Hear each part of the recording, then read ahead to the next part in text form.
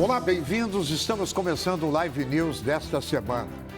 Bom dia, Luiz Augusto Lara. Olha, uma semana movimentada, Movimentadíssima, né? Presidente Milton da Cardoso. Rússia, o STF aqui impedir, né? O Alexandre de Moraes não manda me prender, Alexandre, pelo amor de Deus. Eu não quero ter esse prazer ou desprazer de ir nessa passagem terrestre e ir para o Chilindró, né? Alexandre de Moraes, criar juízo, né, ministro? Alexandre de Moraes, o ministro Barroso, o ministro Fachin, agora colocando dúvidas sobre as eleições, porque os hackers na Rússia colocando o presidente da República em pleno território russo.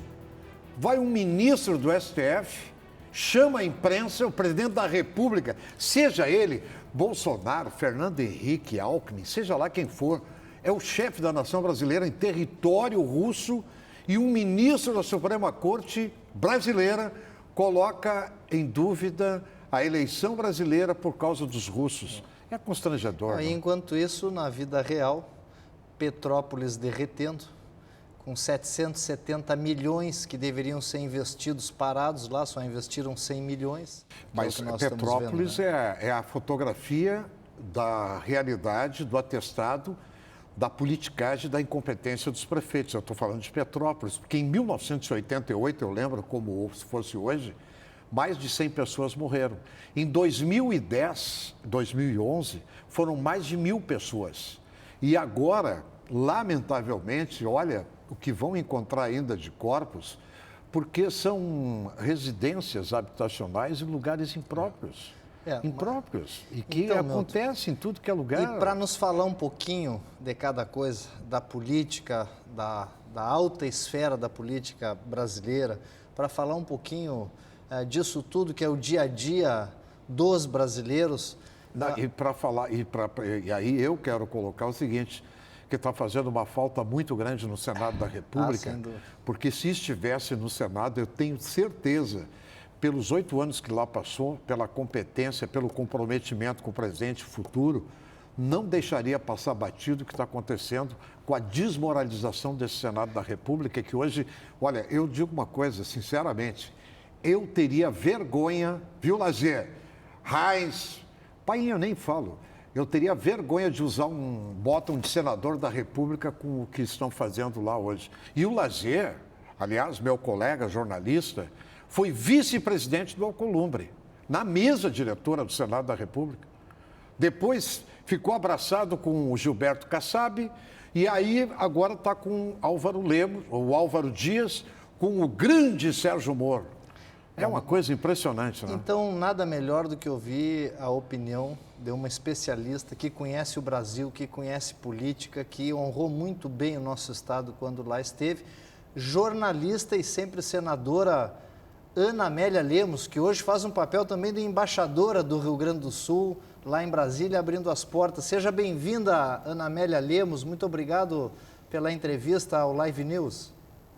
Olá, meu caro Lara. Nossa, com essa recepção é muito mais agradável entrar no programa. Muito obrigada pelos elogios, pelo reconhecimento. Meu querido amigo também, o Milton Cardoso. E obrigadíssima pelo convite, pela oportunidade de estar com vocês e especialmente com os telespectadores, falando sobre questões de relevância para o nosso país, para o nosso Estado. Mas eu queria conversar com a Ana Amélia. Antes disso, eu quero fazer um agradecimento em público agora ao doutor Manuel Trindade, ao doutor Eduardo Trindade, 2 grandes cirurgiões que me operaram na segunda-feira. Cirurgia fantástica, são 2 profissionais assim, de alto nível, fizeram um trabalho extraordinário e eu agradeço o empenho dos 2, né, do doutor Manuel Trindade, doutor Eduardo Trindade e a direção também, por muito bem atendido no Hospital Moinhos de Vento, fazer esse agradecimento e aos nossos telespectadores, dezenas, centenas de mensagens que eu recebi de energia positiva, muito obrigado. Em maio eu vou para a segunda etapa, agradeço essa energia de todos vocês. Eu queria, Lara, pedir para a nossa querida Ana Amélia Lemos que nosso programa iniciasse ela contando um pouquinho da história dela, da trajetória dela. como é que surgiu no jornalismo, como é que veio essa história da Ana Amélia Lemos, que é importante o telespectador também, nessa manhã de sábado e domingo, iniciar esse programa com essa história bonita, porque ela tem uma trajetória linda, bonita, a Ana Amélia Lemos. Nos fale da sua vida, lá da infância, da Lagoa Vermelha, senadora. Lá do fundo da grota, né? Lá do fundo da grota. Mas, olha, muito obrigada. Eu vou tentar resumir um pouco a minha história. É uma história igual a de milhares de gaúchos e brasileiros que nasceram de uma família pobre, como eu, a filha mais velha de 9 irmãos, e eu, aos 9 anos, não tinha ainda estudado. E uma senhora, Dona Rosita, acha que eu devo muito a ela.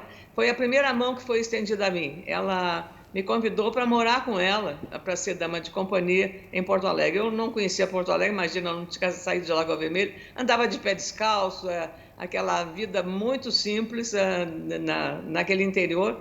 Lembro que no inverno minha mãe tirava de umas vaquinhas de leite, eu pegava o leite no vidro, no litro, tapado com sabugo de milho, olha só, né? Eu tenho lembranças disso, e me esquentava segurando o leitinho quente para caminhar de pé descalço naquela geada. Então, quem conhece o frio de Lagoa Vermelha pode imaginar o que fosse isso. Eu repetiria tudo isso de novo, porque isso me ajudou muito a me fortalecer, a ser uma pessoa mais corajosa diante dos desafios da vida. E aí vim morar com a Dona Rosita, trabalhei, fiquei com ela 4 anos. Aí eu fiz os primeiros anos escolares no Grupo Escolar Argentina, na Avenida Independência, depois no Hotel Rosa. Voltei para minha casa, aí eu tive com ela todo o conforto, viajei de avião, conheci Torres, que ela tinha uma casa em Torres, e aí voltei para minha pobreza, lá para Lagoa Vermelha, os meus irmãos. E aí, claro, é uma coisa difícil. Naquele ano eu estava saindo do primário para o ginásio, era o Grupo Escolar Argentino, o Grupo Escolar da Sede, como se chamava hoje, Escola Kennedy, Estadual Kennedy.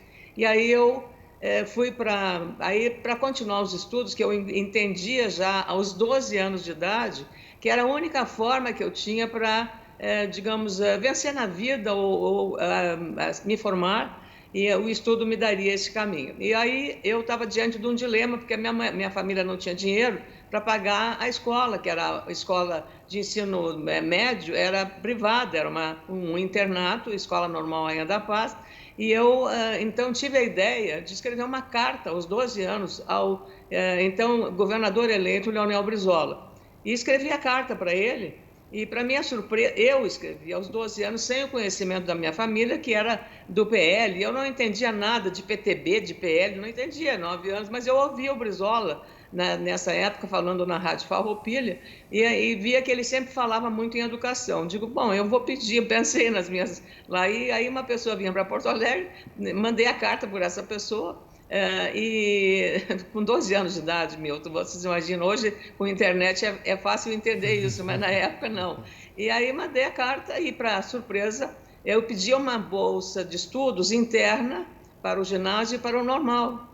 E eu consegui essa bolsa, o Brizola me concedeu essa bolsa integral. Então eu fiquei 4 anos do colégio, do ginásio, e mais os 3 anos da escola normal, graças a essa bolsa de estudos integral, interna, lá em Lagoa Vermelha. Então, eu devo muito. Essa foi a segunda mão que foi estendida a mim. Depois eu vim comecei a estudar. Quando terminei a escola normal, eu tinha que fazer aí a faculdade. Aí era outro desafio. Aí eu vim para Porto Alegre e eu lá tinha conseguido, no final, um emprego numa escola estadual que tinha recém-aberto, que era essa escola estadual, então, e tinha um curso noturno, e eu consegui um trabalho que seria dado à minha mãe, mas como a minha mãe não tinha a alfabetização adequada, então eu fui escolhida para ser no lugar dela, auxiliar de disciplina. Então, aí uma servidora pública. E as irmãs do colégio aceitavam que eu saísse da escola de noite, às 7 da noite, para ir trabalhar, que era bem pertinho da escola, e voltasse para dormir à noite. Elas foram também maravilhosas, das irmãs da Irmandade de São José. Então, foi muito importante esse apoio delas. E aí eu terminei, e aí precisava o desafio. Como eu tinha muito envolvimento com as questões sociais, com as famílias pobres, a gente ia construir casas de pessoas que estavam em zonas alagadas. Então eu convivi muito com isso, e a minha intenção era fazer serviço social, que estava muito ligado àquela área. Só que serviço social, como a psicologia, tinha um teste psicológico que era eliminatório, imagina. E aqueles desenhos que botam umas manchas, que você tem que interpretar as manchas. E eu, com a minha imaginação muito fértil, eu imaginava bichos, morcegos, borboletas e tudo que era coisa. E, na verdade, eu rodei no teste psicológico, que era eliminatório. Quer dizer, o teste... Aquilo me deu uma decepção muito grande, eu fiquei muito triste, mas eu disse, não posso parar, eu tenho que continuar. O que é próximo de serviço social? Comunicação e direito. Direito, na época, tinha latim como prova oral e eu não dominava latim. Tinha poucos conhecimentos de latim. E aí eu disse, bom, vou para a comunicação, que também é uma forma de denunciar as mazelas sociais, né? Aí fui lá, passei bem na PUC, aí de novo, precisava de uma bolsa de estudos que eu não tinha dinheiro. O salário que eu ganhava como auxiliar de disciplina, que eu fui transferida então para Porto Alegre, mal permitia para pagar o aluguel, o pensionato onde eu morava, da Maria Imaculada, ali também na Independência. A Independência tem um pouco da minha história.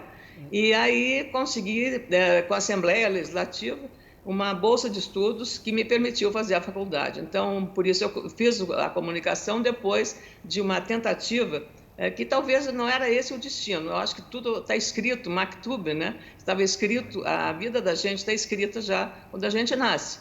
E aí consegui e entrei aí logo para trabalhar. Tive uma oportunidade com Flávio Alcaraz Gomes na Rádio Guaíba primeiro, trabalhei 6 meses lá no Repórter da História. Jaime Copstein era um grande mestre que me ajudou muito. E depois daí eu fui para o Jornal do Comércio. Aí depois o Carlinhos Bastos, meu querido amigo, né, me convidou para ir para a TV Difusora, Câmera 10, e até brincou, eu fui falar com ele, e aí eu perguntei qual era o meu salário. E aí ele disse assim, é tanto. Eu disse, mas é muito menos do que o salário da Ieda Vargas, que vai ser a âncora. Aí ele disse assim, Memé, meu apelido, né? Me chamou pelo apelido, Memé, mas a Ieda foi Miss Universo e você foi só Miss Lagoa Vermelha. Aí eu fiquei quieta, não tive, o que eu ia dizer para ele, né? Tinha razão, né? É uma questão de hierarquia. Aí fiquei de comentarista econômica no Câmera 10, e depois do Câmera 10 eu fui para a RBS, convidada pelo Maurício Sinossi, que me deu a oportunidade um dia, pela difusora, o Bastinhos me convocou para sair a campo. Então eu tinha que entrevistar o Mário Henrique Simonsen, que estava chegando para a posse do Fábio Araújo Santos, que vocês devem lembrar de Fábio Araújo Santos, na presidência da Federação. E aí eu fui, mas aí eu me preparei, eu falei com o secretário da Fazenda à época, o doutor Babu Miranda, para saber a situação do Estado, eu estava assim, muito afiado, eu nunca tinha me preparado tanto, o destino da gente. Aí, quando cheguei lá, os repórteres de aeroporto, ainda havia na época, né? Era assim, o que o senhor veio fazer aqui, qual é a sua agenda aqui e tal. E eu já cheguei rachando, e o orçamento, e a questão do prêmio exportação, o Estado perde com incentivo fiscal. E aí era assim a conversa. E o Simons foi ficando nervoso, e era só eu monopolizei a entrevista, porque eu estava preparado.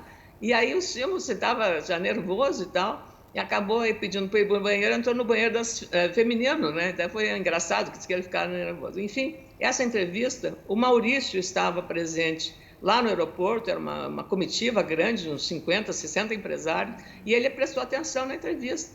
E aí, no dia seguinte, ele me liga, o Maurício, ele próprio, me convidando para ir para a RBS, que ele criou um programa para mim na RBS, o Panorama Econômico, programa às 10 horas, depois do Chico City, que era, na época, o programa de grande audiência, né? Falo de saudoso Chico Anísio, e aí fiquei na RBS, 33 anos. Para resumir, essa é a minha história. E em 2010, larguei o jornalismo, disputei o primeiro mandato na minha vida, a primeira eleição na minha vida, aliás, eleição só na área, quando eu era estudante, na União Estudantil de Lagoa Vermelha, mas a primeira, e fiz 3,4 milhões de votos, que eu digo que os gaúchos e as gaúchas me honraram com a confiança que eu tive no trabalho que eu fiz como jornalista por 33 anos. Então, eu fiquei muito feliz e procurei honrar realmente, nos 8 anos de mandato, o mandato que eu consegui, que os eleitores me concederam. Então, trabalhei muito intensamente. A minha produção legislativa foi muito grande e eu fiz com uma grande economia de recursos, porque eu economizava 70% do que eu tinha direito de gastar como indenização no Senado Federal. Então, com 30% que eu usava, eu consegui fazer uma produção legislativa que pode ter parecida, mas não maior do que a minha, porque tem emendas constitucionais em vigor que foram de minha iniciativa na área do municipalismo, que aumentou o FPM para os municípios, e também uma lei que é muito importante, que obriga o plano de saúde a fornecer a quimioterapia oral para os pacientes que são clientes dos planos e que tenham o diagnóstico e o tratamento de câncer, que é a quimioterapia oral, que é um sistema mais moderno, uma medicina mais moderna, e esse projeto, essa minha lei está em vigor desde 2016, 2015 foi sancionada pela ex-presidente Dilma Rousseff sem vetos, e depois de eu ter vencido uma grande batalha, tanto no Senado quanto na Câmara, porque havia uma resistência enorme dos planos de saúde em não aceitar as condições daquele projeto. Então, só esse. Agora, recentemente, o presidente Jair Bolsonaro sancionou uma lei de minha autoria que reconhece a fibromialgia como uma doença crônica. Eu também fui autora dessa lei, o que me orgulha muito. E muitas outras na área da saúde, da agricultura, a lei dos integrados, que agora estamos discutindo os ajustes a um problema, uma queixa dos integrados, que estão sofrendo algumas pressões da integradora, mas é uma produção legislativa realmente que ficou marcada. Senadora, é um legado que eu deixei e do qual eu me orgulho muito. A Ana Amélia... Que bela história, hein, Milton? Que bela história. Bagé agora, a senadora Ana Amélia, está recebendo pela primeira vez também para toda a região, né, Lara? Sim. Um hospital... Hospital Tratamento Completo do Câncer, é o único sendo feito no sul do país. E o presidente deve estar agora, na segunda quinzena de março, em Bagé, para entregar esse hospital com um dos 3 equipamentos mais modernos do país, que já está lá no Sara Kubitschek. Mas olha, que bela história. As coisas, né, Milton? É só uma pincelada, porque a história dela é muito mais... Mas, Milton, já deu para ver Sim. que o resultado de todo esse trabalho, essa produção dela, é de um caldo de quem conhece todos os lados do balcão, tu entende? Sim. Quer dizer, de uma infância pobre, teve aqui esse banho de capital, vamos dizer, lá na sua adolescência, como jornalista, brilhante jornalista, e a Ana Amélia como jornalista... Reconhecida nacionalmente e internacionalmente. Assim, jornalista sem proselitismo, né? Sim. Jornalista direto ao ponto, uma pessoa que sempre jornalista foi muito... que não existe mais, que extinção. Se prepara antes da entrevista, né, Milton? A Ana Amélia é de uma safra de jornalistas, tá? Claro que um pouquinho... Paulo Francis, Ana Amélia, Carlos Chagas, Abdias Nascimento, Alexandre Garcia... Estou botando alguns nomes aí, pode botar o Augusto Nunes aí, eu vou acabar esquecendo de alguns nomes, mas era um jornalismo, que é o jornalismo que eu carrego comigo. Não é esse jornalismo hoje que tu está vendo aí, lamentavelmente. E fazia, eu sou testemunha, quero dar esse testemunho da senadora Ana Amélia, porque ela veio numa missão que não era muito fácil, ela veio na missão de substituir ali também o Sérgio Zambiasi, que fazia um trabalho muito no varejo, muito atendendo. Aquele gabinete Zambiasi parecia a fila do SUS.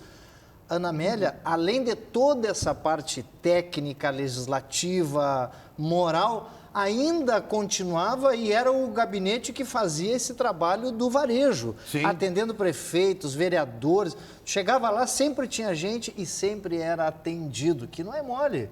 Porque, pensa bem, deputado, tem 33 deputados. Então, 31. 31. Então, o Rio Grande do Sul, as pessoas... Dos 31 não dá para encher uma mão hoje. Mas os prefeitos têm 31 gabinetes para ele. Senador tem 3. Não tem. Não, mas no caso dela...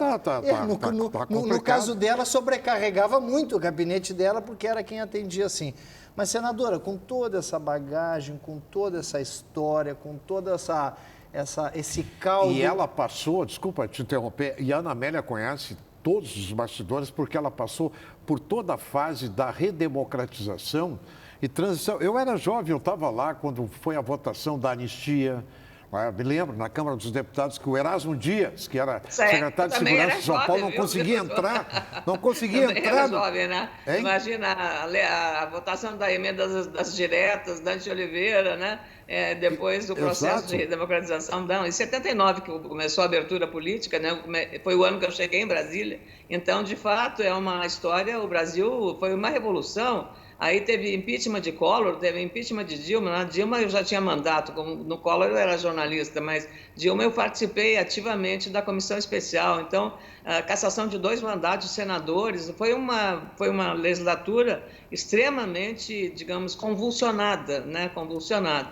E agora é diferente, né? Uma outra safra de... aliás, nisso lembra o doutor Ulisses Milton, você acha que lembra bem da frase, né?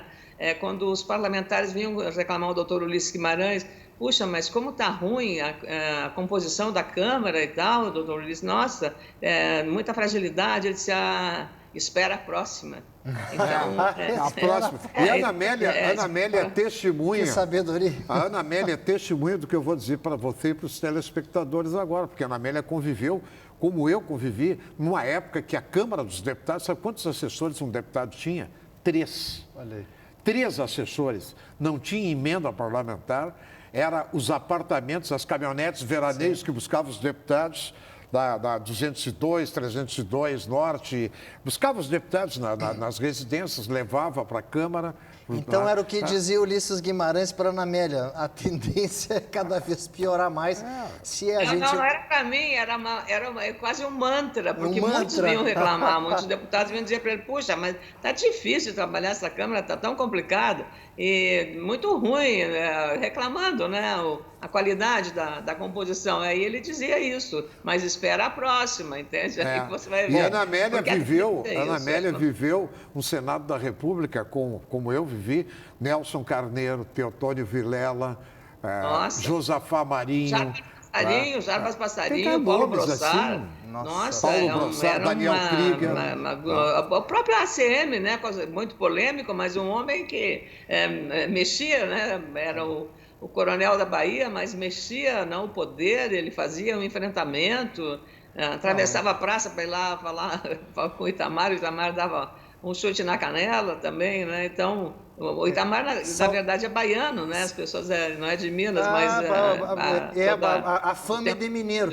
Mas, olha, nós temos que fazer um intervalo comercial, eu sei disso, Milton, mas só para quem está em casa ter uma ideia, né, da especialista no tema que nós vamos entrar a partir de agora. Eu quero a impressão da senadora, jornalista, cidadã Ana Amélia Lemos, do momento político que nós estamos vivendo no Brasil e, por que não, no mundo, porque ela tem caldo para isso. E eu quero saber se ela também, assim como eu tive a oportunidade de conviver, não é uma convivência relâmpago, mas foi uma convivência de alguns meses, muito próximo, lá atrás do Geraldo Alckmin, a decepção que eu tenho hoje.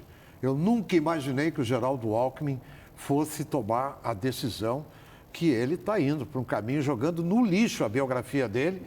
Ana Amélia foi para o sacrifício naquela eleição passada, né? Mas tudo isso depois do intervalo. Nós vamos fazer um rápido intervalo e já voltamos com Zafari e Bourbon. Economizar é comprar bem. Caixa, o banco de todos os brasileiros. Corsan, estiagem extrema. Não lave o carro, não lave a calçada, não desperdice água. Nós voltamos em seguida com Luiz Augusto Lara e a nossa convidada especial desta manhã, Ana Amélia Lemos.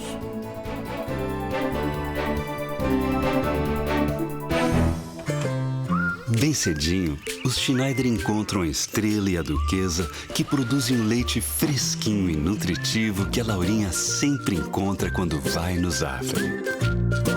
A novidade é que, de uns tempos pra cá, o maridão aprendeu a fazer panquecas maravilhosas. E mais, virou malabarista. A vida acontece quando você se encontra. O governo federal investiu mais de 251 bilhões de reais para incentivar a produção agrícola por meio do Plano Safra. Esse é o nosso trabalho por você e pelo Brasil. Governo Federal. Pátria Amada Brasil. Estamos vivendo uma das secas mais agressivas dos últimos tempos. A Corsã está trabalhando fortemente e você já sabe o que fazer. Tome banhos curtos. Molhe as plantas com regador. Não lave a calçada. Não lave o carro. Porque poupar agora é uma forma de ajudar os que mais precisam a ter água para beber. Água para viver. Corsã, Defesa Civil, Governo do Rio Grande do Sul. Bem cedinho, os Schneider encontram a Estrela e a Duquesa, que produzem um leite fresquinho e nutritivo que a Laurinha sempre encontra quando vai no Zafari. A novidade é que, de uns tempos pra cá, o maridão aprendeu a fazer panquecas maravilhosas. E mais, virou malabarista. A vida acontece quando você se encontra. O governo federal investiu mais de 251 bilhões de reais para incentivar a produção agrícola por meio do Plano Safra. Esse é o nosso trabalho por você e pelo Brasil. Governo Federal. Pátria Amada Brasil. Estamos vivendo uma das secas mais agressivas dos últimos tempos. A Corsã está trabalhando fortemente e você já sabe o que fazer. Tome banhos curtos. Molhe as plantas com regador. Não lave a calçada. Não lave o carro. Porque poupar agora é uma forma de ajudar os que mais precisam a ter água para beber. Água para viver. Corsã, Defesa Civil, Governo do Rio Grande do Sul.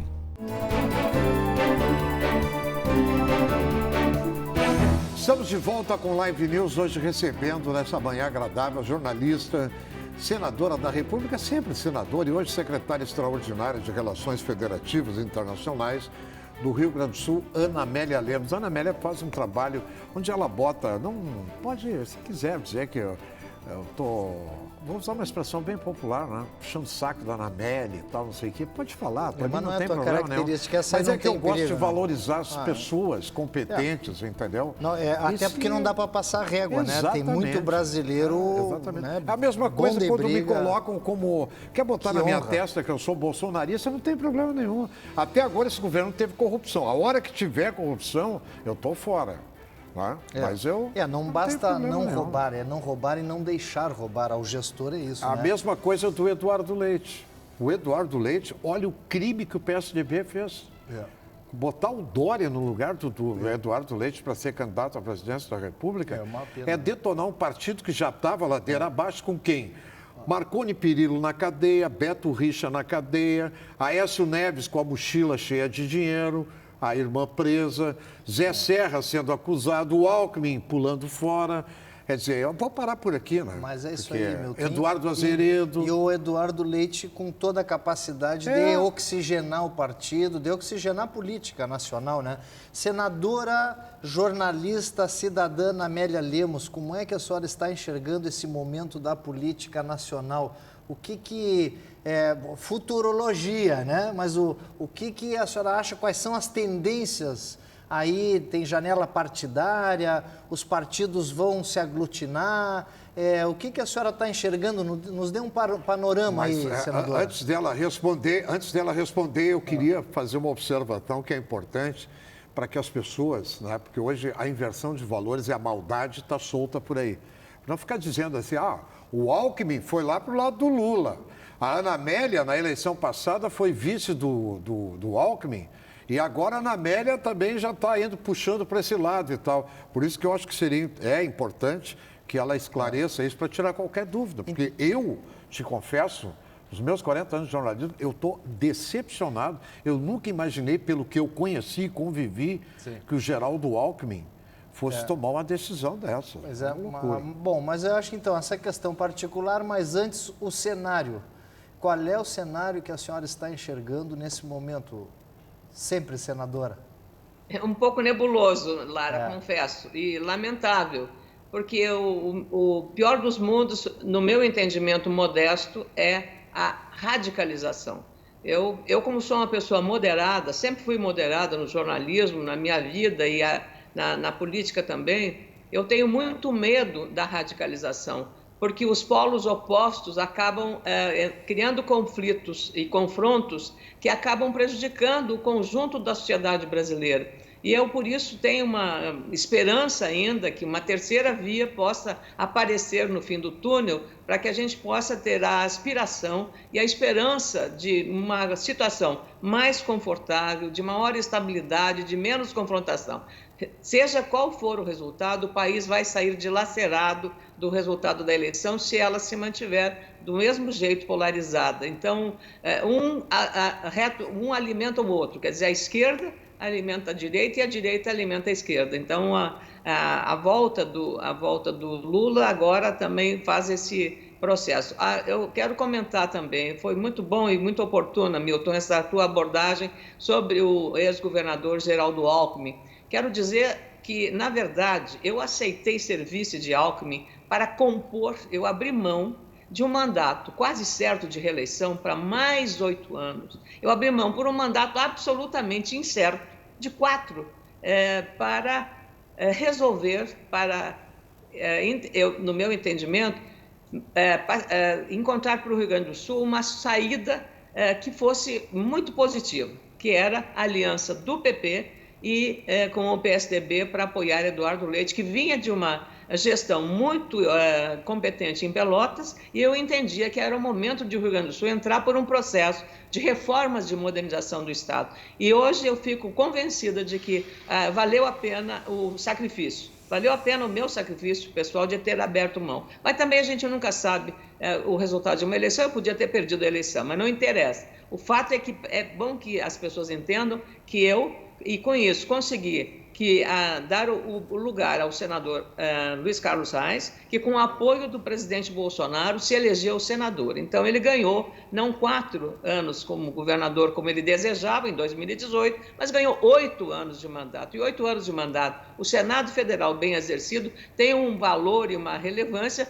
que eu diria, em alguns aspectos, especialmente institucionais e republicanos, equivalente ao de um governador de Estado. E pode fazer pelo Estado no Senado muita coisa como eu consegui fazer. Então, eu penso que é preciso repor essa situação. Acho também, concordo, Milton, o governador não deveria ter manchado a sua biografia política em todos os aspectos com essa adesão, que ele mesmo agora está sendo rejeitado por uma parte do PT, que não aceita, não está pacificada a entrada dele no PT, que foi uma decisão pessoal do líder, do presidente Lula. Então, eu já disse em entrevistas, isso não tira dele a integridade. Eu conheci o Alckmin, eu viajei com ele, com a esposa dele, Dona Lu, pelo Brasil inteiro, na campanha eleitoral de 2018, e vi o quanto eu conhecia como jornalista, político, acompanhava depois como senadora, mas convivendo no dia a dia, você vê os hábitos. É uma pessoa extremamente simples, ele dirige o carro dele, ele não tem segurança. Então, eu hoje, né, como ex-governador, então eu pude apreciar esse lado humano e o lado também de um homem público. Agora, esse apoio que ele deu foi realmente, eu diria, muito ruim e desastroso para a biografia do governador Geraldo Alckmin, mas isso não tira, como eu disse, as virtudes e as qualidades dele como um grande governador que foi de São Paulo. E um grande político também, ele foi constituinte, então realmente esse legado ninguém vai apagar da história, que foi a contribuição dele como político, mas agora foi essa derrapada, eu diria, do ponto de vista da escolha. Senadora. Então, o cenário, Lara, de fato, eu até brinco quando as pessoas normalmente me fazem essa pergunta, eu digo assim, eu estou louca para encontrar a pessoa que possa me dar uma definição clara do que vai acontecer nesse ano de 2022. Talvez algum cartomante, alguma coisa assim, porque na matemática está difícil. Eu coloco o seguinte, não tem cartomante nem matemática. É fácil. O povo brasileiro, o brasileiro de bem e do bem, que quer um país que resgate os valores do país, que não mergulhe na corrupção, independentemente se o cara é mal educado, se ele não é, se ele anda na padaria, se não anda, não me interessa. Eu prefiro esse cara do que, sabe, aqueles que passaram por ali, que tu conhece bem, também, o telespectador também, e que jogaram o nosso país numa carcaça em cima dos ombros dos brasileiros com a morte do Tancredo até a chegada do Bolsonaro. Então, eu não estou fazendo campanha para ninguém, mas eu acho que é o seguinte, não tem, com todo respeito a você que também acha que tem terceira via, e a senadora Ana Amélia, para mim não tem que ter terceira via. Quem vota Milton, com a corrupção e quem vota contra a corrupção. E acabou. Milton, não tem. Daqui a 4 anos, tudo bem. Eu não vou aqui abrir o meu voto aqui, que eu não estou vendo uma terceira via por enquanto. Nem tem que ter terceira via. Eu não estou vendo terceira via. A senadora falou que seria mais confortável ter uma terceira via. Bom, vamos lá. Quem está se candidatando à terceira via? Ciro Gomes, Sérgio Moro, Simone Tebet. Me ajuda aí. Quem mais? Que já tem quinta via nisso aí. Não, aí só esses nomes que tu falou aí, tira o tubo e vai para Cuba. Sai correndo. Então, assim, senadora, a senhora acha que já chegou para a eleição, já temos aí alguém que possa representar esse caminho do meio? A única alternativa que teria, o PSDB jogou fora, que seria o Eduardo Leite, com uma composição com a Simone Tebet. Seria uma chapa, assim, fortíssima. Ela, uma mulher muito experiente, a senadora Ana Amélia conhece muito melhor do que eu. Seria uma chapa fortíssima. Agora, tirou o Eduardo Leite fora e a Simone não tem condições. O MDB já está traindo ela com Romero Jucá, Eunício Oliveira, Renan Calheiros, essa turma toda. Senadora, e aí, essa terceira via já está posta ou ainda temos a expectativa que possa surgir alguém como terceira via? Se é que tem espaço para isso? Se é que tem espaço para isso, né? Porque a radicalização, às vezes... Olha aqui, eu vou usar um slogan da Band. Em 20 minutos, tudo pode mudar. E se na comunicação é assim, na política, muito mais. A gente tem fatos imponderáveis, inesperados. Veja a facada, eu não desejo nunca que isso aconteça, mas a facada ela mudou o curso da história também, da campanha eleitoral. Então, com aquele episódio... toda a campanha foi alterada, a campanha eleitoral, vocês lembram disso? Então, a gente nunca pode imaginar, isso aí eu acho abominável, jamais isso pode acontecer novamente. Esse risco não podemos correr, é uma coisa muito grave. Porém, eu estou dando esse como exemplo apenas de episódios que não estão no radar e que nos surpreendem, né? Pelo inusitado, pela agressividade, por tudo, né? Então, aquilo foi uma estupefação nacional e aquilo realmente alterou o comportamento. Até podia ter o presidente vencido a eleição no primeiro turno. Então, agora nós estamos diante de um dilema. Então, como é que vai enfrentar? O presidente, desde que iniciou o mandato, ele trabalha intensamente pela reeleição. Ele deseja, é uma vontade dele, que é legítimo, claro, legítimo. E alguns avanços em alguns setores, outros menos. Brasília tem ainda algumas áreas de muita burocracia, uma dificuldade grande de você... Porque houve um problema entre um governo que estava e o governo atual, e por isso, digamos, o presidencialismo não tem aquela estabilidade do parlamentarismo, porque a estrutura do Estado, ela fica estável porque são pessoas que estão lá, elas não têm ideologia e tal. Hoje não, você tem um aparato no Estado brasileiro, que no caso da administração do PT foi tomado pelo sindicalismo petista, pela CUT, muita forte no setor público brasileiro.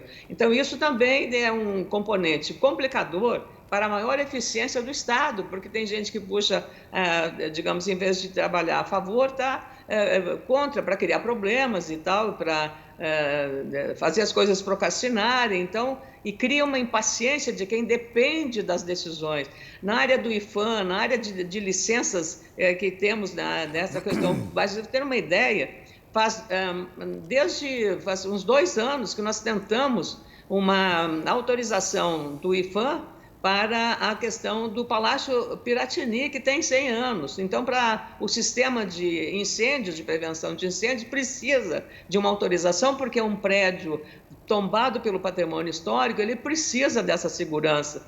E isso, para fazer, precisa da autorização do IFAM. E como os técnicos, muitos se afastaram, muitos saíram, então o número de avalistas de técnicos para fazer esse trabalho é pequeno para a demanda que tem nessa área de patrimônio histórico. Então, eu estou dando um exemplo apenas, porque é uma questão que nós vivemos aqui, né? Então, apesar da boa vontade de muitos, aí como a representação do IFAM em Porto Alegre, são muito atenciosos, todos, excelente. Tive aí numa reunião com o prefeito de Lagoa Vermelha para tratar de projetos sobre o município, minha cidade amada, mas eu penso que de um modo geral, aí não é a culpa do presidente, mas é a culpa da estrutura da gestão pública federal. O que está dizendo a senadora... Então, essas coisas também comprometem um pouco, digamos, a eficiência do Estado. O que está dizendo a nossa senadora... Por isso é profissionalizar mais ou valorizar mais o servidor, alguma ação nesse tipo. Desculpa, o que está sendo dito aqui é o que todo mundo sabe, do tal aparelhamento do Estado. Sim, mas é lógico. Aparelhamento, ou seja, por mais que o gestor público, sabe que o mais gestor público diz, olha, tem que fazer tal coisa, a política é nesse sentido e tal, tem um aparelhamento no Estado que se retroalimenta, que tem ali estrelas partidárias que, se não é do partido dele, a coisa não anda. Não, e outra coisa, não é só o problema de estrela partidária, é a disfarçatez dos donos do poder. Você pega, por exemplo, aqui o Tribunal de Justiça do Rio Grande do Sul pedindo autorização para pagar 367 milhões de reais neste momento para juízes e desembargadores, retroativa 2005-2006. Agora a nova presidente do tribunal, que nós entrevistamos aqui, propondo o seguinte, já colocou 9 mil reais por mês de produtividade para cada juiz. Aí os senhores da Assembleia Legislativa, a Assembleia do Rio Grande do Sul, disseram assim, não, este não é momento de auxílio saúde para o Tribunal de Justiça, para o Ministério Público, Defensoria Pública, o Estado está enfrentando uma pandemia, uma experiência inédita, não dá. A Assembleia disse não. O que fez o Ministério Público? Entrou com uma ação, o Tribunal de Justiça se autoconcedeu. Então, só numa lavada aqui agora, rapidinho, para o telespectador que paga a conta, você que está aí do outro lado da tela é que paga a conta. Paga a conta. 3.500 de auxílio saúde, mais 9 mil de produtividade e 367 milhões retroativo para juízes e desembargadores no Rio Grande do Sul. Isso eu estou falando de um poder, não vou nem entrar em detalhes no Ministério Público e outras questões. A Assembleia do Rio Grande do Sul tem dado um exemplo, cortou a pensão dos deputados, o auxílio mudança dos deputados, reduziu em 60%, 70% as diárias dos deputados, fez reforma previdenciária, fez reforma ambiental, a nova legislação ambiental. Aliás, o secretário de chefe da Casa Civil, que o governador Eduardo Leite, se for reeleito, olha, eu disse lá atrás, né, para não dizer que eu sou oportunista, está errado, não pode ser Otomar Vivian chefe da Casa Civil. Está aí, fotografia está aí. 2 anos que ficou o Otomar Vivian, olha o que era a fotografia do governo e depois que entrou o Arthur Lemos, olha o que olha o que é a fotografia do governo, que é o coração do governo. O Arthur que tem pedigree, o Arthur que, por coincidência, nós estamos falando nele, por coincidência não, porque realmente é o chefe da Casa Civil que resolve, que opera, operador, que é sobrinho da nossa senadora Ana Amélia. Eu já estou lançando o Arthur para deputado, ele tem que ser candidato a deputado aí agora. Ele é sobrinho, Ana Amélia? Pode ter certeza, ele é muito, muito melhor que eu, viu? Não é porque é um sobrinho competente, mas eu acompanhei aqui o desempenho dele na questão da relação com o governo federal, porque veio representar o governador nas questões de demandas junto ao Ministério da Agricultura, junto à Defesa Civil, sobre a questão de recursos emergenciais para socorrer essa gravíssima estiagem que assola não só o nosso estado, mas também Santa Catarina, Paraná e Mato Grosso do Sul. Então, a conversa que ele tem com as lideranças políticas, a forma como se comporta, o diálogo, o respeito. Então, eu fiquei muito impressionada também, mesmo conhecendo, mas a gente, como tem o lado pessoal, não olha o lado profissional. Sim. Então, esse é um lado que, quando você vê o desempenho na cena do trabalho, que é, no caso, Brasília, eu fiquei bastante impressionada e digo sinceramente, ele é muito melhor que a tia. Não, o Arthur tem credibilidade porque trabalha e trabalha sério. Então, Milton, nós temos que chamar... E o governador Eduardo Leite é governador porque surgiu essa candidatura dentro da sua residência. Tem, inclusive, uma declaração dele. Eu tenho a declaração do governador dizendo que foi lá que surgiu, porque ele ia para deputado federal. Né? Então, e ele será, já que ele será o candidato à reeleição ou não será? Pois então, no próximo bloco e finalizando o programa, a respeito, o prognóstico aí, vamos lá, a mulher que entende economia, um prognóstico, o que ela pensa, como é que ela está vendo a candidatura do Eduardo Leite no PSDB e a vida dela.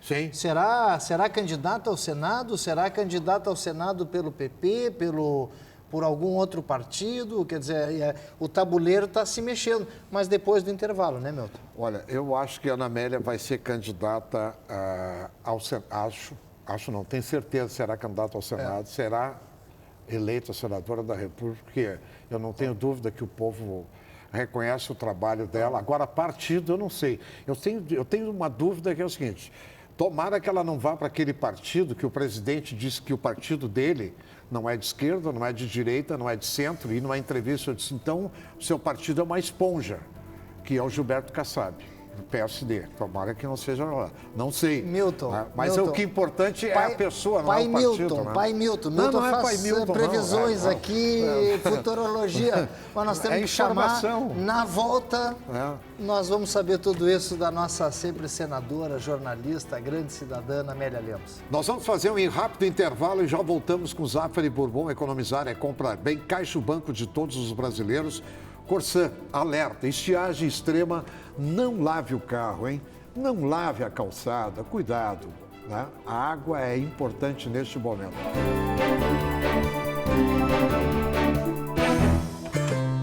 Bem cedinho, os Schneider encontram a Estrela e a Duquesa, que produzem um leite fresquinho e nutritivo que a Laurinha sempre encontra quando vai no Zafari. A novidade é que, de uns tempos pra cá, o maridão aprendeu a fazer panquecas maravilhosas. E mais, virou malabarista. A vida acontece quando você se encontra. O governo federal investiu mais de 251 bilhões de reais para incentivar a produção agrícola por meio do Plano Safra. Esse é o nosso trabalho por você e pelo Brasil. Governo Federal. Pátria Amada Brasil. Estamos vivendo uma das secas mais agressivas dos últimos tempos. A Corsã está trabalhando fortemente e você já sabe o que fazer. Tome banhos curtos. Molhe as plantas com regador. Não lave a calçada.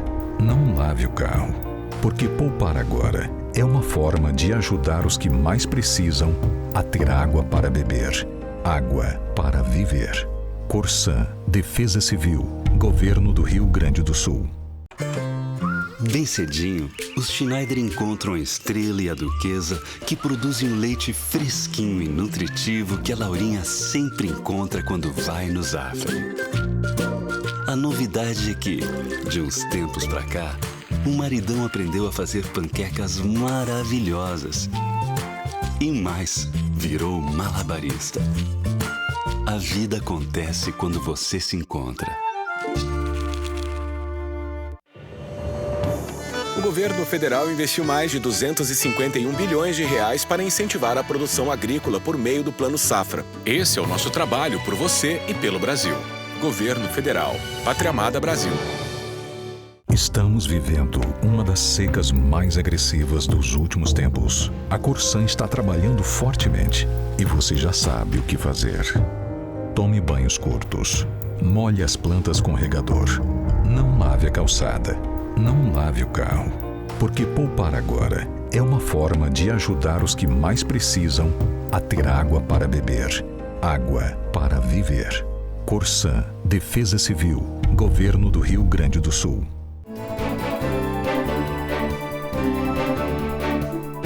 Estamos de volta com Live News, hoje recebendo nessa manhã agradável a jornalista, foi senadora da República, hoje secretária extraordinária de Relações Federativas e Internacionais do Rio Grande do Sul, Ana Amélia Lemos. Antes de voltar para a Ana Amélia, só queria fazer um registro que eu acho que é importante para os nossos telespectadores. Faça uma avaliação, você que está aí do outro lado da tela, do Sarney para cá, tá? Quantos presidentes da República o Supremo Tribunal Federal passou a dar 3 dias para responder isso, aquilo. Olha, o presidente da República, não interessa se é o Bolsonaro ou não, um ministro do STF mandou o cara depor numa delegacia. A que ponto nós chegamos? E o povo lá, nessa dificuldade. Senadora Ana Amélia, por favor, nos diga qual é seu prognóstico aí sobre candidatura de Eduardo Leite. A senhora acha que ele sai do PSDB, vai para o PSD, será candidato à reeleição? O que o seu feeling político, né, diz nesse momento aí? Nos ajude a tentar tirar um pouco essa nuvem que está aí pairando sobre a política gaúcha também. Olha, Lara, tem uma expressão inglesa, wishful thinking, quer dizer, o que eu estou pensando, o que eu desejo, né, o que eu quero, o que eu gostaria. Não vou falar sobre o que eu gostaria, mas sobre a realidade. O governador Eduardo Leite, ele tem, digamos, uma convicção contra a reeleição. E, então, isso fez uma, digamos, reafirmação dessa crença dele. O problema é que na política, como na vida, às vezes as evidências ou as exigências aumentam o interesse de uma ação coletiva. Eu até vou usar um caso que aconteceu na história mundial. Em 1939, o presidente Roosevelt sempre combateu a reeleição, ele era contra a reeleição. Começou a guerra e até a Eleanor Roosevelt, que estava já separada dele, também foi lá para convencê-lo de que ele devia rever a posição dele, porque estava diante de um processo muito grave que envolveria não só os Estados Unidos, mas o mundo, com uma guerra mundial. Então, eu estou usando isso, claro, um evento muito mais relevante a respeito de uma sucessão no nosso estado, que para mim também é relevante. Então, esse fato, até uma pessoa muito amiga, um general aqui em Brasília, me fez esse comentário, dizendo que o governador devia rever, até porque ele tinha feito um trabalho muito extraordinário das reformas que avançaram no estado, tornando o estado muito mais ágil. Por exemplo, agora na seca. Uma decretação de emergência antes levava 30 dias, hoje são 2 dias para decretação de emergência e publicação no Diário Oficial. A diferença de 30 dias para 2 é enorme para quando há uma emergência, porque exatamente essa é a situação que vive o município. Então, esse é apenas um dado, porque eu uso a realidade local. Então, há um desejo de muitos aliados. O governador tentou, eu conversei com ele, tentou uma articulação para unir os grupos que estiveram com ele, exceto o PP, que já havia antecipado que teria candidatura própria, para compor uma aliança, né, bem robusta para disputar a sua sucessão. Como isso não foi possível, agora há a hipótese, sim, dele romper aquela crença dele em nome de uma causa maior. Qual é a causa? É preservar o legado que ele construiu nos 4 anos. E um governo não se completa em 4 anos. Isso é um prazo exíguo para fazer todo o trabalho que precisa um Estado como o nosso, que estava com sérias dificuldades. Foi um avanço no governo Sartori, sempre reconhecido pelo próprio governador e complementado pelo governador Eduardo Leite. Nessa impossibilidade dessa composição, que seria o melhor caminho, né, porque foi uma construção muito importante, um bom diálogo com os vários partidos que compuseram o governo. Então, agora, o governador está examinando, tanto que não sou eu que estou falando, mas ele próprio, na convenção do PSDB, anunciou as 2 coisas, que não sairia do partido, que eu achei assim, uma atitude muito correta, muito coerente, para não parecer que ele que perdeu a prévia ao PSDB, creio que combino e concordo plenamente, não porque é o meu governador, meu chefe, mas é porque as conveniências políticas, o perfil, a imagem do governador Eduardo Leite no Brasil é uma imagem muito, muito positiva. Então, é uma imagem que seria muito mais palatável ao eleitorado brasileiro, hoje muito complexo, muito diversificado, do que o governador João Dória. Não há dúvida em respeito a isso. Tanto que outros partidos estão hoje querendo que ele vá. Mas isso não seria, eu imagino, conveniente para, digamos, as aspirações e tal. Então, ele, ao admitir a possibilidade disto, criou um ânimo muito grande, não só no PSDB, mas em outros partidos aliados que imaginam com isso dar uma continuidade ao processo de gestão moderna do nosso Estado. Sim, então, sim. Ficamos esperando, porque acho que a decisão é uma decisão dele, pessoal, mas ele tem discernimento, ele tem maturidade, ele tem uma serenidade, exatamente maturidade política, uma experiência muito grande. Vocês dois, que são mais jovens do que eu, mas sabem que ele, com 36 anos, ter esse comportamento, essa atitude, essa coragem, em vários momentos, mostra exatamente que ele tem a cabeça no lugar, tem uma capacidade enorme, raciocina com muita facilidade, faz uma gestão, conhece profundamente cada área do Estado. Nada você discute que ele não conheça tudo. Então, o secretário tem que estar muito bem preparado quando vai para a reunião com o governador, porque ele domina todos os assuntos, da saúde à infraestrutura. É verdade. Então, é nessa linha de competência e dedicação. Ele é um estudioso, o governador Eduardo Leite é um estudioso, ele está... Então, tudo você conversar, ele tem. E é mais do que isso também, uma sensibilidade política, porque a gestão, eu diria assim, é uma coisa mais fácil, né, de um bom gerente. Milton, e aí, Milton? Faltam 2 minutos para terminar o programa. E a pergunta... Tem que fazer outro programa. Não, mas tem uma pergunta que não quer calar. E Ana Amélia Lemos, o que vai fazer da vida? Senadora da República. Tu tem dúvida? Não sei, Milton. Eu estou com ela aqui. Milton, o Milton já respondeu. Agora, antes que você me pergunte que partido, eu pergunto se você vai continuar no PTB? Não, olha, está muito difícil. Eu estou encerrando a minha carreira pública. Não fala isso. Não fala isso, essas coisas não se falam. Não fala, Lara, não fala. Olha aqui, eu vou contar para vocês. Eu já tenho dado a minha contribuição. Valdir Dantas, um grande amigo lá de Santo Ângelo, ex-prefeito, ex-secretário. Eu dei uma entrevista casualmente na Bandeirantes. E aí, foi logo, eu tinha sido recém-eleita senadora, não tinha nem tomado posse. No final de 2010, aí o repórter, assim, aquela coisa do jornalista bem atilado, né?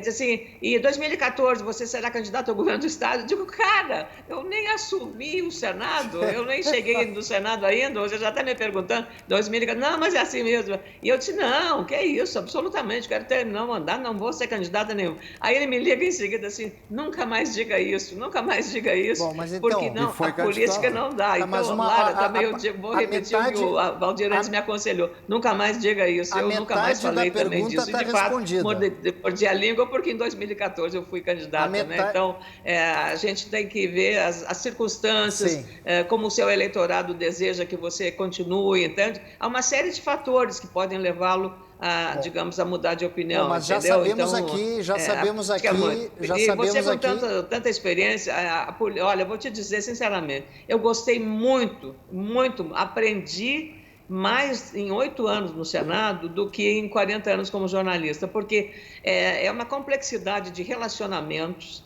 é uma questão de resiliência que você tem que ter no plenário, se xingando, você tem que ter comportamento, tem que ter atitude, e você tem que também não deixar as coisas ficarem assim, responder adequadamente. Então, exige muito das pessoas e foi um aprendizado para mim extraordinário. Então, eu digo, não diga, dessa água não beberei. Bom, na próxima entrevista, então, nós vamos tentar saber se vai ser pelo PP ou por outro partido. Agora, de forma competentemente, ela respondeu a metade da pergunta. A outra metade nós vamos deixar para saber num outro programa. Sabe demais, Ana Amélia.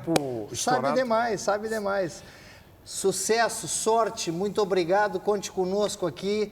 Temos, assim, sabemos que a senhora honra os gaúchos, aonde quer que a senhora esteja. Sucesso, que Deus lhe acompanhe e lhe abençoe. É verdade. E convite para você, igualmente, meu querido Milton, a sua saúde bem recuperada. Eu estou impressionada, a competência dos médicos que lhe atenderam, parabéns a eles. A instituição onde foi o Moinhos de Vento é referência brasileira e internacional. Aliás, todos os hospitais do nosso estado têm essa digamos, a valorização e esse reconhecimento em todo o país. A área da Santa Casa, lá pneumologia, doutor Camargo, né? É uma coisa extraordinária. Meu querido amigo, doutor Luquezzi, que vou estar com ele amanhã. Então, essas pessoas todas fazem uma diferença enorme. E na área da oncologia, tudo é uma coisa extraordinária o que acontece no nosso estado. Então, toda a área de saúde tem a minha querida amiga... nossa querida amiga Arita Bergman, da Secretaria de Saúde, o Estado liderando na vacinação do nosso Estado. Estourou. Então, é muito, muito honroso esse setor do Rio Grande do Sul. Peço desculpas, mas o tempo estourou. Meu médico, Luquezzi, também. Live News de hoje fica por aqui. Até a próxima semana. Não esqueça de nos acompanhar nas redes sociais. Se quiser rever esse programa no canal do YouTube, Live News RS. Muito obrigado. Voltamos na próxima semana.